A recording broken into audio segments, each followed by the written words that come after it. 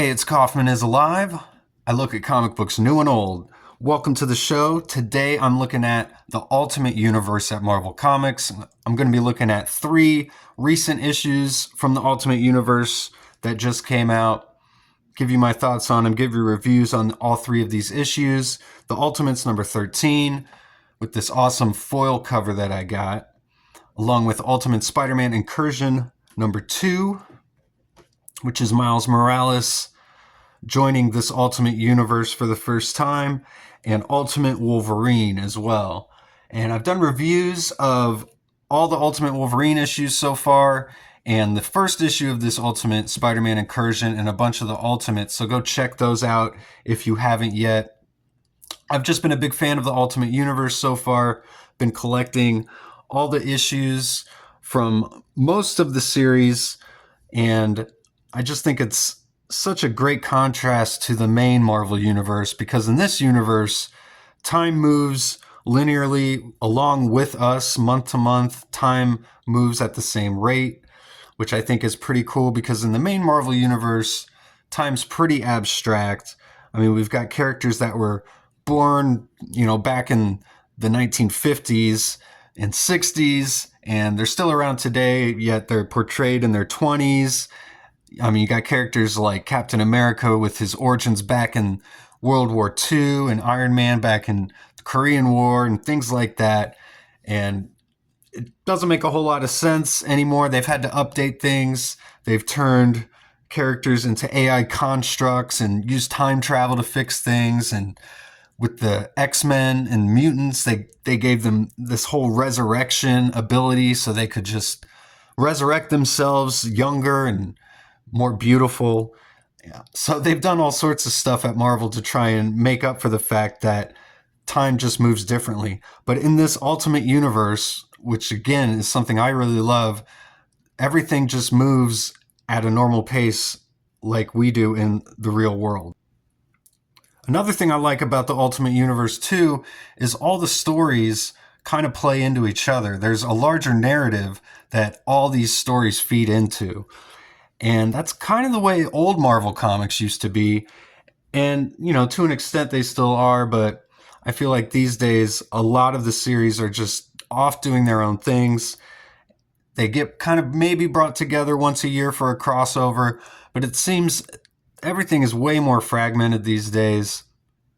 But in the Ultimate Universe, everything kind of loosely connects, which is cool. So I'm kind of a bigger fan of the Ultimate Universe than the regular Marvel 616 universe. They're doing interesting things in so many different titles here, and I really enjoyed the creative teams on these titles.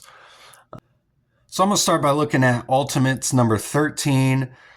This is written by Dennis Camp, and it's got Juan Frigeri doing the artwork. I got this Benjamin Sue foil cover here. This was a variant.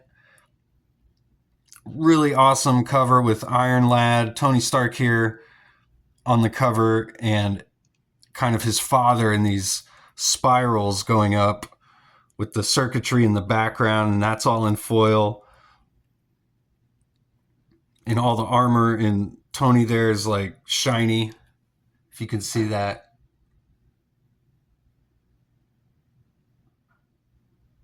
So an awesome cover. The back's got this foil cover as well.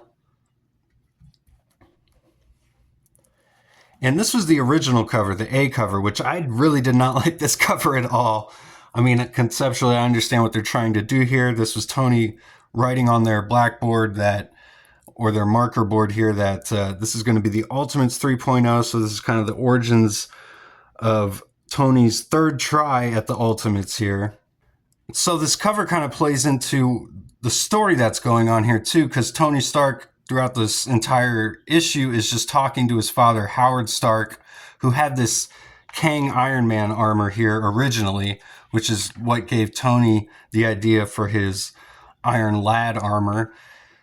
He's still the younger version, and his father was known as Iron Man, and he just doesn't feel like he's lived up to his father's name yet. He's not going to take his father's name, so he's calling himself Iron Lad still. We do get a roll call of the team here, which is nice in this issue. And you see Tony's like in a trance throughout this. And the dialogue is like going in between Tony talking to his dad in his own head here. So you kind of got to, it gets cut up, which makes it a harder thing to read, makes it more interesting to read. But we've got the Wasp here, and she's actually a double agent for the Hand, who's working for the Maker. So she's just trying to get information out of Tony, pretty much. But she's wondering if Tony's spreading himself too thin because he's obviously kind of not all there. And she just says she's going to go rest for the night, and see Tony's just like, So he's not really paying attention here. He's talking to his dad and just explaining his new plan here for this new Ultimates. He's explaining how they have to keep continually redefining themselves and defining themselves to the people, because some of them think they're terrorists, some of them think they're freedom fighters, some of them think they're heroes. And like we've got America Chavez appearing to all of them here with Iron Lad, telling all the people that they are all the Ultimates, every one of them. So they're trying to inspire change among all the people. We got a scene with Iron Lad and Captain America breaking into the Red Skull's stronghold here, and they're trying to turn some of the soldiers onto their side. So they're just trying to turn everyone in any way they can throughout this entire issue here. They've even created their own internet, which is kind of interesting. They've said the previous system just created lies and spread misinformation, so they're creating their own system to spread truth.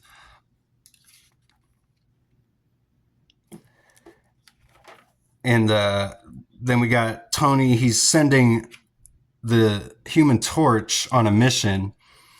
And unless it was said in a previous issue, which I don't think it was, we're not sure exactly what he's sending him on at this point. You see he's got all these schematics in the background, though, on his blackboard there. But the Wasp is spying on them. So she's seeing everything that's happening, and he like teleports away, and he wants Tony to tell the rest of the team that he wants Tony to tell the rest of the team the truth, that he's going to go start the fire, he says. And the Wasp sees all that happen.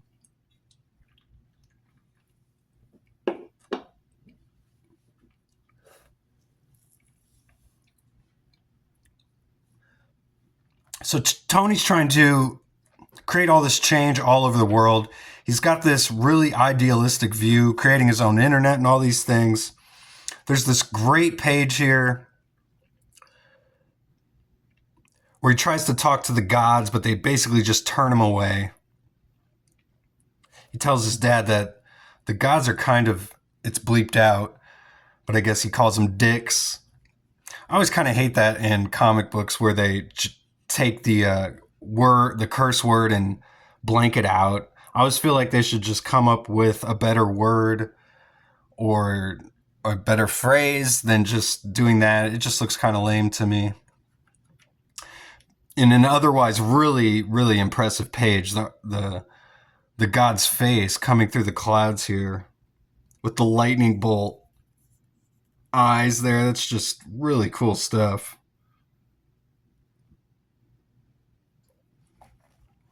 I really like this Fantastic Four First Steps cover too. I'd be remiss not to mention that.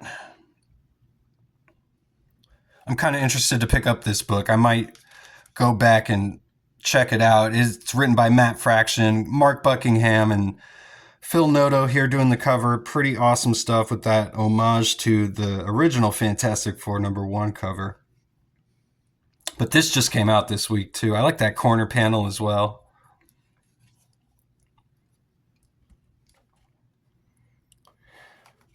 So then Tony explains that Luke Cage is turning all of the prisons into the sovereign states, basically. They're trying to rehabilitate all these prisoners, and he tells his dad that it's working. This is Danny Rand here, the Iron Fist. As you can see, meditating with all of these prisoners. They've all kind of got different jobs, all the Ultimates do, trying to rehabilitate prisoners. Tony talks about how they're even rehabilitating killers. He doesn't mention all the pedophiles and rapists, but apparently they're even trying to rehabilitate them and turn them into heroes, which this is kind of the only maybe ridiculous part of the plot for the reason I just was talking about. But it's an idealistic view, and Tony is certainly doing everything he can to try and change the world.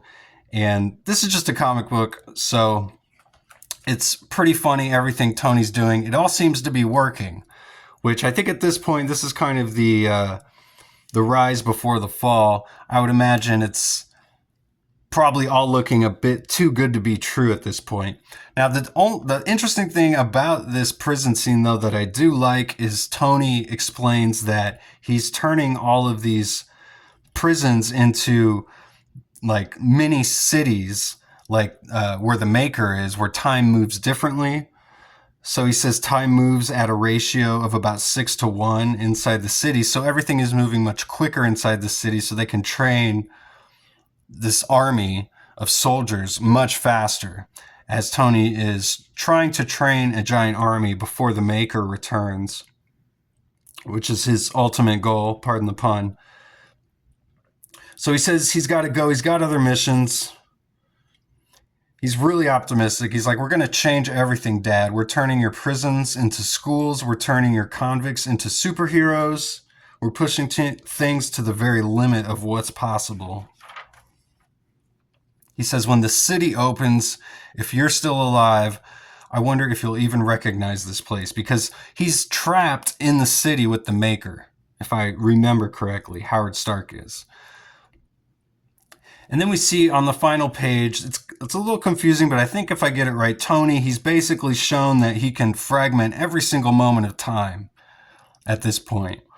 And he can create duplicates of himself, which is something we kind of saw back in the original Ultimate Invasion when this is all started. There was just multiples of every character battling against each other. But Tony here is learning how to do all this himself. And he says next time he thinks he'll try 9 or 10 at once.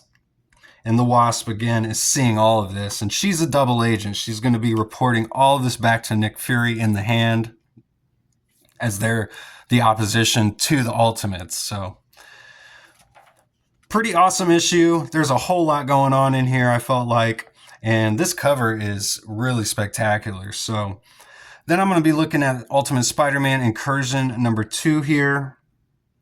In this issue, Miles Morales, he's trying to rescue his sister Billy, who got transported into the Ultimate Universe by the Maker, and Miles went after her, and he also got transported here. I got a variant cover here again. I really like this cover. This is by Cafu, with Miles battling Hulk and Captain Britain. Here's the original cover. Again, much like the Ultimates book that I just covered, I like this variant cover better than this A cover. This is Jonas Schraff, the interior artist, doing the cover here, if I'm not mistaken. But you got T'Challa's hand grabbing Miles's throat there. I mean, it's a pretty cool drawing. But we got Ant-Man and Wasp just kind of running out here down at the bottom. And they made a lot of room here for logos. So, but to me, this is just a really cool looking cover there. It almost looks painted. I'm not sure how the artist Cafu does his artwork. But this takes place in Wakanda, as we've got Billy. She got transported here, but she winds up in Wakanda. And we saw on the last page of the first issue, someone saying curiosity killed the cat. And here we go. We think it's going to be somebody bad, but it just turns out to be Killmonger and Storm, who are good guys. So they're going to take care of the little one. And using all of their technology, they find out that she has some signatures that match the Maker's, and they figure out that she's probably the key to everything here. And through some narration down here from Janet Van Dyne, as we go into the next page, she says that Doom and Iron Lad think she might be able to let the Maker out of his chronal quarantine early. It's really hard to read some of the words in this book because unfortunately I think there's like a printing error or something, because some of the words here are like really fuzzy. It looks like they got printed a little bit off center. Thankfully, it doesn't look like it was the artwork. It was just some of the lettering in here. But Janet, she's saying that Doom and Iron Lad have found out that Billy's going to be the key to everything. And we see she's talking to Miles here. And he's like, but she's only 11 months old. And we get some narration throughout this entire issue from Hank Pym as well. And he's a real sad sack. Honestly, I mean, you do got to kind of feel bad for him, though, as he explains his origin throughout this issue. But they're going to Wakanda to try and rescue Billy.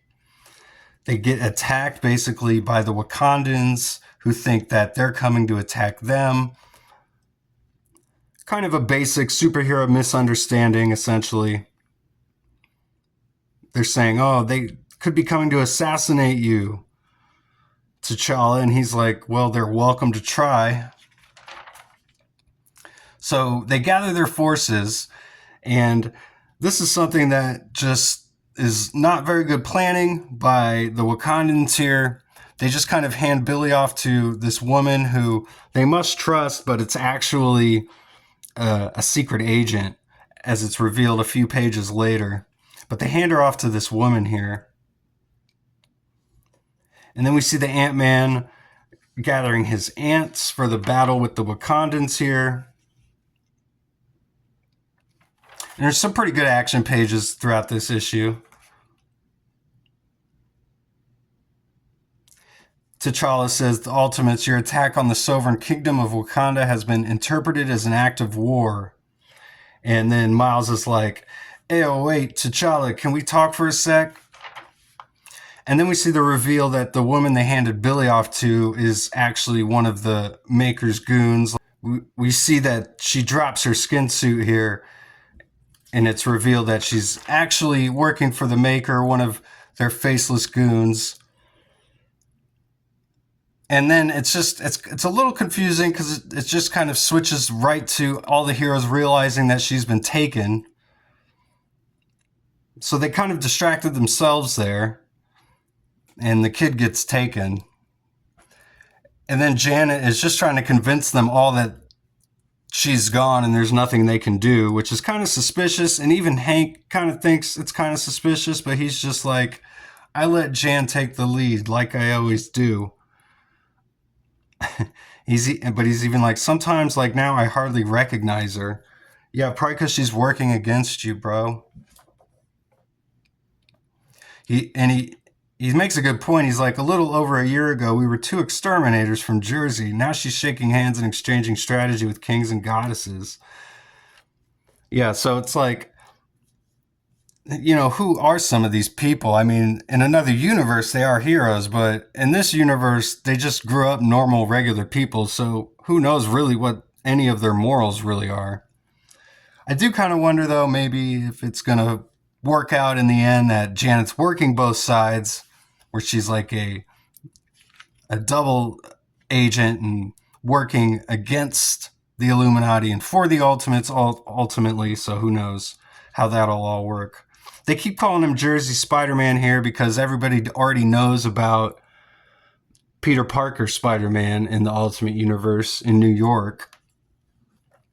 And Miles was swinging around Jersey for a few weeks looking for his sister. And then we get some more origin about Hank. We find out that he had some sort of head trauma, so his life before really any of this, he doesn't even know what it is. Got to assume that happened from the Maker. He probably did that to him to try and take him out. And he says the first face he saw when he woke up was Janet, which again could be kind of suspicious. So she's been with him the whole way. So he says he's got no reason to not love her. He's got no reason to think that there's anything that she would do against him. He says, she's stuck with me through everything, so I'll stick with her through anything. And this drone is getting away with Billy, but gets stabbed right through the chest by the Silver Samurai here. Pretty sure this is the first appearance of this Silver Samurai. But it says next, Silver Samurai and the X-Men. So pretty cool there, finally adding Peach Momoko's X-Men into all of this. I like that all the different stories in the Ultimate Universe take place in different parts of the world. You got Peach Momoko's X-Men in Japan. You got the Ultimates, who kind of encompass all different parts of the world, all over the place. And of course, Spider-Man, he's over in New York. You got Black Panther in Wakanda. Spider-Man even showed up in the Savage Land, so we know the Savage Land is there. We've seen all the gods in some issues of the Ultimates and Thor. So I like that all the Ultimate books kind of go to different corners of the globe. Like Ultimate Wolverine takes place in Russia, for instance. And it's a cool cover here. We got Alessandro Cappuccio back on artwork on this issue. He's been off for a few months. He does the cover here. Chris Condon is the writer as well. Really awesome cover here with Magic looking super demonic,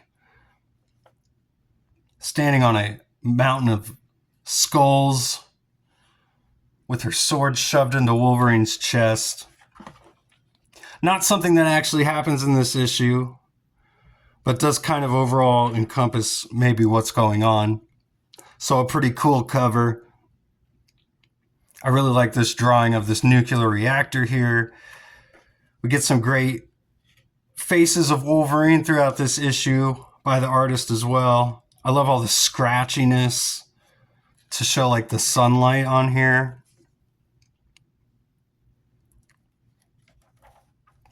So he's like standing on the top of this nuclear reactor, which is pretty cool.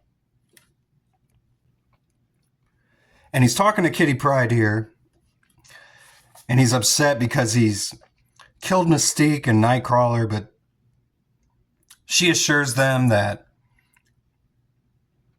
or she assures him that they joined the fight because they believed in it and they took risks. You didn't force them to make that choice, she says.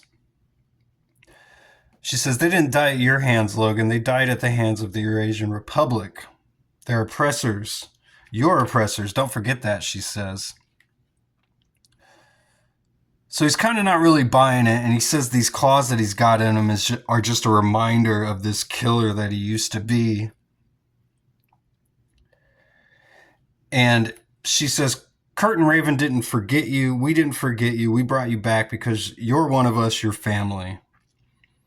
And she wants him to remember why he joined the opposition, to help people just like him. So we kind of got Wolverine going back in a way to the status quo Wolverine that we know after like the first 6 issues, which were really different. Everything now seems to kind of be reverting back to the way they used to be, even with Logan joining essentially the X-Men here, which is what the opposition basically are. Kind of a combination of the X-Men and the Avengers, as we'll get through it. Then we got the Dr. Prostovich, the one who turned Logan into the Winter Soldier.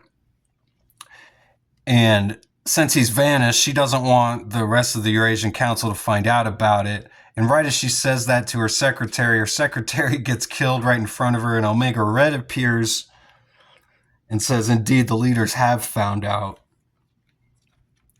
And then he grabs her, and we see Magic here. She opens up a portal and sends the Doctor straight into limbo, which she's the goddess of. She controls all of limbo.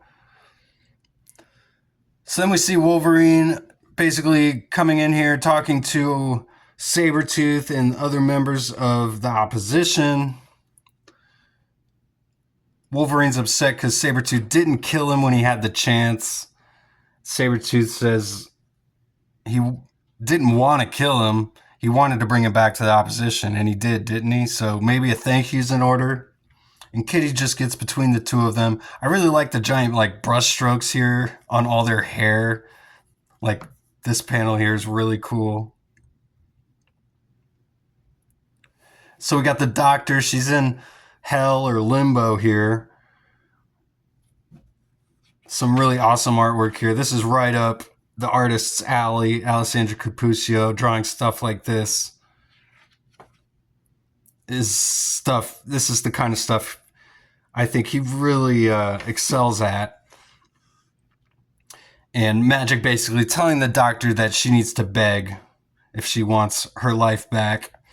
And then we got Mikhail, we find out, is the leader of the opposition here. And Mikhail, the brother of Colossus and Magic.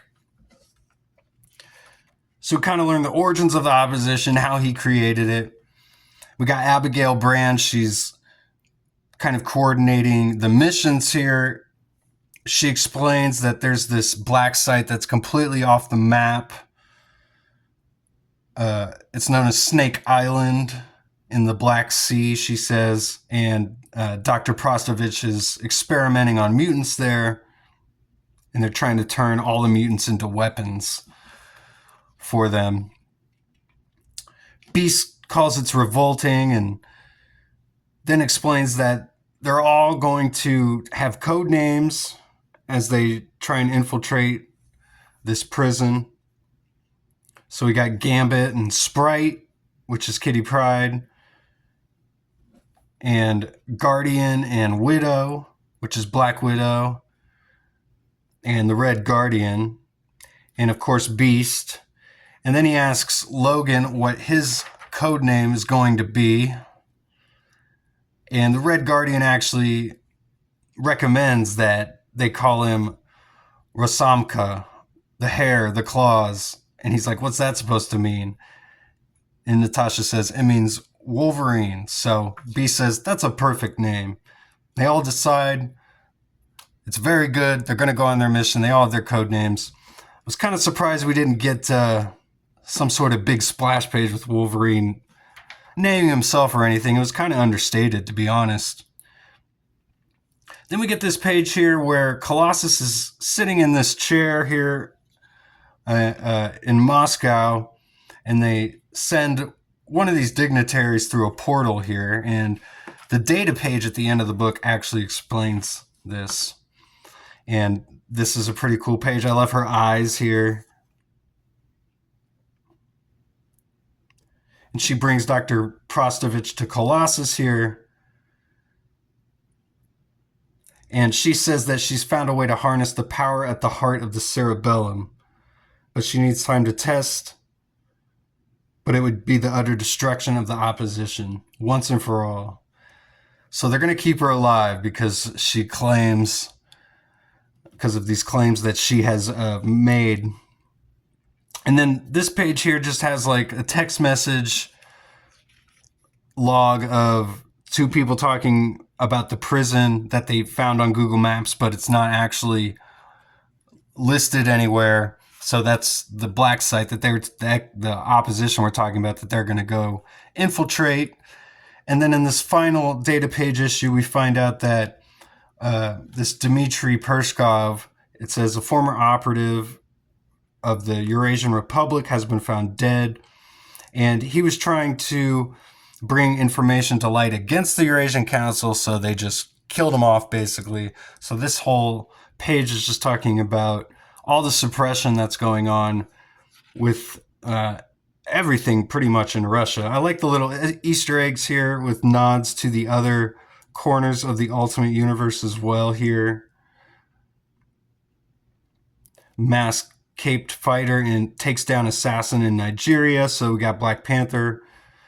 Then there's the Ultimate X-Men. And then Harry Osborn, Oscorp, It says Aaron CEO dead at 35. Which, of course, if you've been reading Ultimate Spider-Man, which I have, and I've done reviews of those, so go check those out. You know, Harry, he's not dead.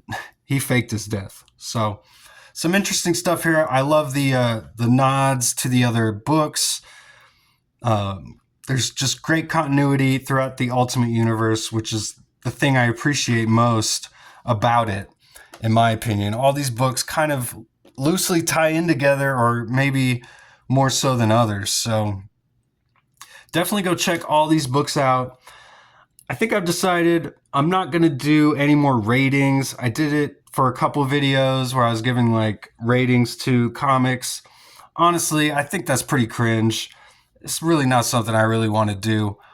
I'll just give you my thoughts on comics, let you know if you should maybe go out and buy them or not. You can gather if they're good or not and make that decision on your own through my videos. So that's about all I got today. Thanks again for watching. I'll see you guys on the next one.